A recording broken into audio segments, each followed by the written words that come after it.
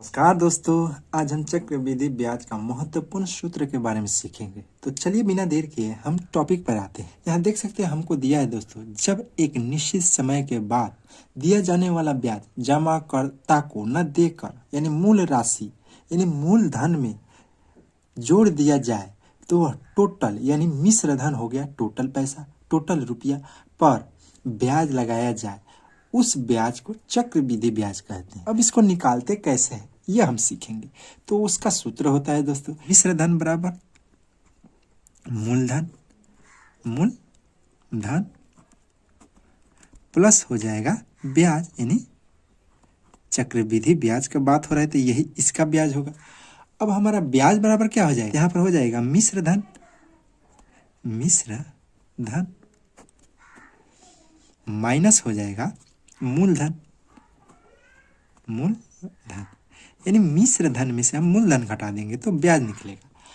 अब हमारा हो गया दोस्तों यहाँ पर। अब मिश्र धन कैसे निकालेंगे, इसका फॉर्मूला क्या होता है दोस्तों, तो सिंपली हमारा इसका फॉर्मूला होता है मूलधन, यहाँ पर मूलधन होता है, मूलधन इंटू हो जाएगा 1 प्लस यानी दर, यानी जिस दर पर दिया होता है, बट्टा हो जाएगा 100 इंटू हो जाएगा इसका पावर समय, जितना समय दिया होगा उसका पावर हो जाएगा दोस्तों। आगे हमारा दिया है दोस्तों ब्याज यानी चक्रवृद्धि ब्याज। हम डायरेक्ट सूत्र के माध्यम से कैसे निकालेंगे, इसका भी सूत्र होता है दोस्तों।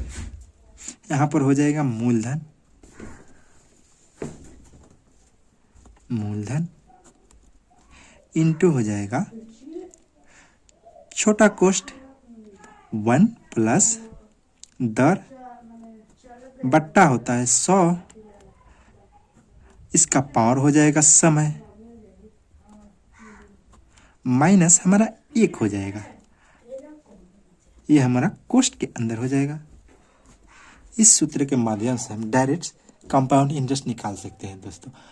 आगे हमारा दिया है दोस्तों, यदि समय 3 वर्ष 5 माह दिया हो तो हमारा ब्याज क्या होगा, यानी चक्रवृद्धि ब्याज क्या होगा। अगर इस प्रकार का क्वेश्चन दे दे दोस्तों तो सबसे पहले हम इसके मिश्र धन निकालेंगे। अब मिश्र धन में से हम मूलधन आराम से घटाकर चक्रवृद्धि ब्याज निकाल लेंगे। तो रहा बात हमारा यहाँ पर दिया है दोस्तों 3 वर्ष 5 महीने, तो सबसे पहले समय को हमको ध्यान देना होगा। तो यहाँ पर क्या दिया है 3 वर्ष, यहाँ पर क्या दिया है 3 वर्ष दोस्तों, और महीना कितना दिया है 5 माह, यानी 5 माह यानी एक साल में कितना महीना होता है दोस्तों, यानी कि 12। तो सिंपली हम क्या करेंगे 5 में 12 से भागा दे देंगे तो इसको हम क्या बना लेंगे साल में, यानी 5 महीना को 12 से भागा देंगे तो वो साल में कन्वर्ट हो जाएगा। तो हम आगे इसको बना सकते हैं दोस्तों, यहाँ पर 3 प्लस 5 में हम 12 से भागा दे देंगे, यानी कि हम इसको जोड़ लेंगे तो हमारा आ जाएगा दोस्तों यहाँ पर क्या पूर्णांक के रूप में आ जाएगा, यानी 3 पूर्णांक 5 बट्टा 12, यही ना हो जाएगा पूर्णांक में, यानी कि ये हमारा समय के रूप में आ गया है दोस्तों, यही हमारा समय आया है। अगर हमारा टाइम इस रूप में हमारा आ गया दोस्तों, यानी कि ये हमारा हो गया कितना, यानी n पूर्णांक a बट्टा b हो जाएगा, इस रूप में हो जाएगा दोस्तों। n हो गया, n बराबर हमारा 3 है, यानी n बराबर 3, a हम 5 हो गया और b हमारा 12 हो गया, यानी a बट्टा b n पूर्णांक a बट्टा b इस रूप में आ गया दोस्तों। तो हम डायरेक्ट इस पे मिश्र धन निकालेंगे, मिश्र धन में से हम मूलधन घटा देंगे तो हमारा चक्रवृद्धि आराम से आ जाएगा। तो हम क्या लिखेंगे a को मिश्र धन हम कहते हैं दोस्तों। अब a बराबर हमारा हो जाएगा मूलधन, मूलधन इंटू हो जाएगा 1 प्लस दर, दर बट्टा 100, इसका पावर यहाँ पर देख सकते हैं, ध्यान दीजिएगा दोस्तों, यहाँ पावर इसका n है तो n यहाँ पर लिखेंगे इंटू यहाँ पर क्या 1 प्लस दर, दर बट्टा हो जाएगा 100 गुना a बट्टा b, a बट्टा b कोष्ठ बंद। ये हमारा सूत्र हो गया दोस्तों। अगर हमारा टाइम इस रूप में दे दिया है, यानी इस रूप में, यानी इसको हम n पूर्णांक a बट्टा b लिखते हैं, यानी a 12 है, सॉरी a हमारा 5 है और b हमारा 12 है। तो यहाँ पर हमारा दर जो होगा क्वेश्चन में होगा बट्टा हमारा 100 यहाँ पर गुना हो गया, ए की जगह हमारा 5 होगा और बी की जगह 12 और एन की जगह यहाँ पर 3 हो जाएगा। यहाँ पर 3 जो आया है 3। अब मूलधन की जगह मूलधन लिख दें, क्वेश्चन में जो होगा वहाँ ए बी के जगह में लिख सकते हैं। इस सूत्र से हम आराम से मिश्र धन निकाल सकते हैं दोस्तों।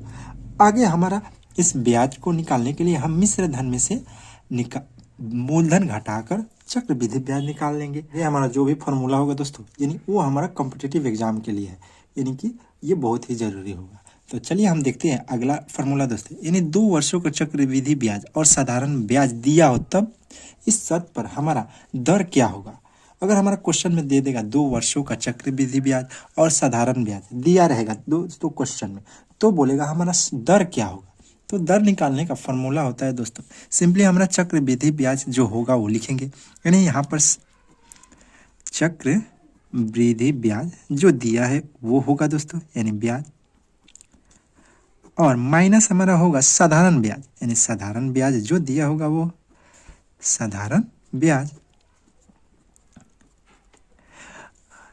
इनटू यानी गुना 100 हो जाएगा और बट्टा इसके नीचे हमारा क्या हो जाएगा, साधारण ब्याज हो जाएगा दोस्तों। यानी इसके नीचे साधारण ब्याज जो दिया रहेगा वो हो जाएगा साधारण ब्याज।